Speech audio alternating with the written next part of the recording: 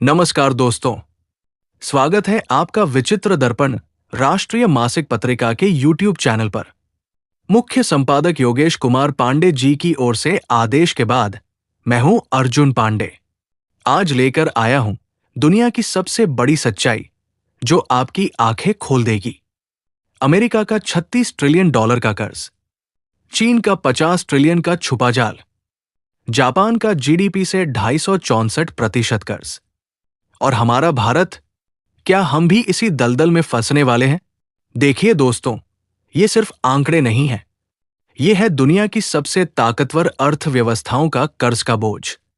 America जो खुद को दुनिया का सबसे अमीर देश कहता है, चीन जो ग्लोबल मैन्युफैक्चरिंग हब है, जापान जो टेक्नोलॉजी में नंबर 1 है, और हमारा भारत जो तेजी से बढ़ती इकोनॉमी है। लेकिन सवाल यह है, ये सारे देश कर्ज के जाल में कैसे फंस गए? सबसे पहले बात करते हैं अमेरिका की। अमेरिका का कर्ज आज $36 ट्रिलियन के पार पहुंच चुका है। समझिए इसे, अगर हर अमेरिकी नागरिक इस कर्ज को चुकाएं तो हर व्यक्ति को $1 लाख यानी करीब 94 लाख रुपए देने होंगे। लेकिन अमेरिका को इतना कर्ज किसने दिया और क्यों दिया? सबसे बड़े लेंडर है जापान, चीन और खुद अमेरिकी लोग जो अपनी सरकार के बॉन्ड्स खरीदते हैं। अमेरिका का कर्ज क्यों बढ़ा? पहला कारण युद्ध। इराक, अफगानिस्तान में अरबों डॉलर बहा दिए। दूसरा कारण स्टिमुलस पैकेज। 2008 का फाइनेंशियल क्राइसिस आया। 2020 का कोविड पेंडेमिक आया। हर बार सरकार ने पैसा छापा और कर्ज बढ़ता चला गया। तीसरा कारण टैक्स कट्स।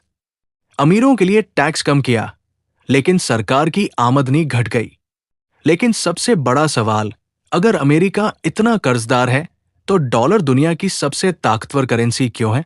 अब बात चीन की। चीन का आधिकारिक कर्ज $14 ट्रिलियन है, लेकिन लोकल गवर्नमेंट्स, कंपनियों और छुपे कर्ज जोड़े तो ये 50 ट्रिलियन तक पहुंच जाता है। चीन ने घोस्ट सिटीज बनाई जहां कोई नहीं रहता, लेकिन अरबों डॉलर खर्च हो गए। बेल्ट एंड रोड के नाम पर छोटे देशों को कर्ज दिया, चुका नहीं पाए तो बंदरगाह ले लिए। श्रीलंका का हमटोटा पोर्ट, पाकिस्तान का ग्वादर, सब चीन के पास। अब चीन की अपनी अर्थव्यवस्था संकट में। रियल एस्टेट सेक्टर ढह रहा है। एवरग्रांडे जैसी कंपनियां दिवालिया हो गई। युवाओं में बेरोजगारी 20% के पार। क्या चीन का डेट बबल फूटने वाला है? अब जापान की बारी। जापान का कर्ज $10 ट्रिलियन, जीडीपी का 264%। मतलब जापान अपनी पूरी अर्थव्यवस्था से 2.5 गुना ज्यादा कर्जदार है। लेकिन जापान का 90% कर्ज खुद जापानी लोगों का है। विदेशी कर्ज बहुत कम। उनकी करेंसी स्थिर है, डिफ्लेशन है, यानी महंगाई नहीं बढ़ती। इसलिए जापान का कर्ज उतना खतरनाक नहीं। अब सवाल हमारा भारत का। भारत का विदेशी कर्ज $630 बिलियन यानी 2 लाख करोड़ रुपए। कुल पब्लिक डेट जीडीपी का 83%। लेकिन भारत की स्थिति अलग है। पहला, हमारी इकोनॉमी ग्रोथ 6 से 7% दुनिया में सबसे तेज। दूसरा, फॉरेन रिजर्व $600 बिलियन से ज्यादा। तीसरा, हमारा कर्ज infrastructure, roads, rail, digital India के लिए है, न कि युद्ध या फ्रीबीज के लिए। लेकिन चुनौतियां भी है। फिस्कल डेफिसिट बढ़ रहा, सब्सिडी का बोझ, ग्लोबल रिसेशन का खतरा। भारत की ताकत युवा आबादी, बढ़ती डिजिटल इकोनॉमी, सुधार। सरकार इंफ्रास्ट्रक्चर में भारी निवेश कर रही। तो दोस्तों, ये देश कर्ज में क्यों डूबे? पहला, युद्ध और संघर्ष। दूसरा, इकोनॉमिक क्राइसिस। तीसरा, राजनीतिक वादे। चौथा, सस्ता कर्ज। सबसे बड़ा खतरा, डेट ट्रैप, जब सिर्फ ब्याज चुकाने में सारा राजस्व चला जाए। श्रीलंका, ग्रीस, वेनेजुएला इसी जाल में फंसे।